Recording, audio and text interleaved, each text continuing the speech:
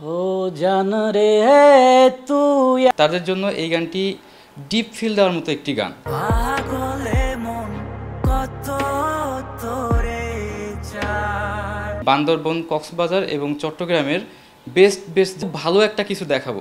এখানে কতটা ভিউ আসলো এখানে আমাদের সার্থকতা না। ও জান রে তুই আয় না, এসে একবার দেখ না, বুকায় মন কত তোরে চায়। এটা অবশ্যই একজন আছে যাকে স্মরণ করে গানটি গাওয়া হয়েছে, কিন্তু আমার লাইফে কোনো বিচ্ছেদ নেই, কোনো ইয়া নেই। স্যাড সং লাভার আছে, তাদের জন্য এই গানটি ডিপ ফিল দেওয়ার মতো একটি গান। সেজন্য আমরা শুরু থেকেই চেষ্টা করেছি দর্শকদেরকে বেস্ট কোয়ালিটির একটি ভিডিও উপহার দেওয়ার জন্য। আমরা প্রায় 5 দিন বান্দরবন, কক্সবাজার এবং চট্টগ্রামের বেস্ট জায়গাগুলোতে এই গানটি শ্যুট করেছি।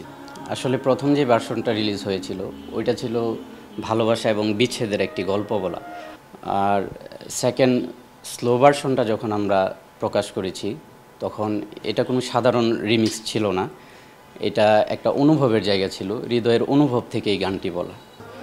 এই গানটিতে যারা কাজ করেছেন প্রত্যেকেই প্রচুর হার্ডওয়ার্ক করেছে। এমন হয়েছে যে আমরা একটুখানি পাহাড়ের নিচে মেঘ পাওয়ার জন্য সারাদিন জার্নি করে প্রায় দুপুর 2টার সময় লোকেশনে পৌঁছাইছি, কিন্তু সারাদিন বৃষ্টির কারণে আমরা 10 মিনিটের বেশি শ্যুট করতে পারি নাই। আবার এমন হয়েছে যেদিন ঝর্ণার শ্যুট করতে গেছি, ঝর্ণার পানিতে আমার ক্যামেরা পুরো ভিজে। আমার যেই ভার্সনটা স্যাড ভার্সন, ভালোবাসা এবং বিচ্ছেদের যেই ভার্সনগুলো, এগুলাই এখন মোটামুটি সবার থেকে মোটামুটি ভালোই সাড়া পাচ্ছি। রীতিমতো আমরা প্রায় 5 দিন টানা যুদ্ধ করে ঢাকাতে এই গানটির ক্লিপ নিয়ে এসেছি। তাছাড়া এই গানটিতে মিউজিক করেছেন শোভন রয় ভাই, সে খুবই অসাধারণ কাজ করেছেন এবং প্রচুর সময় এই গানটির পিছনে দিয়েছেন।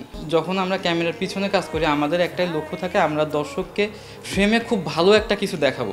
এখানে কতটা ভিউ আসলো এখানে আমাদের সার্থকতা না, আমরা প্রপার একটা কাজ যখন তুলে আনতে পারি এখানে আমাদের সার্থকতা।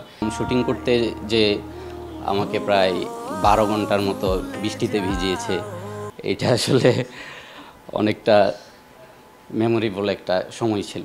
কাছে টেনে নে না, তো আমরা যদি দর্শকদের মনে পৌঁছাইতে পারি তাহলে অবশ্যই আমাদের গানটি ভিউ হবে। তাছাড়া আমি মনে করি বেশিরভাগ গানগুলোতেই ওইরকম প্রপারভাবে আমরা যে খরচগুলো করি এই টাকাটা আসে না।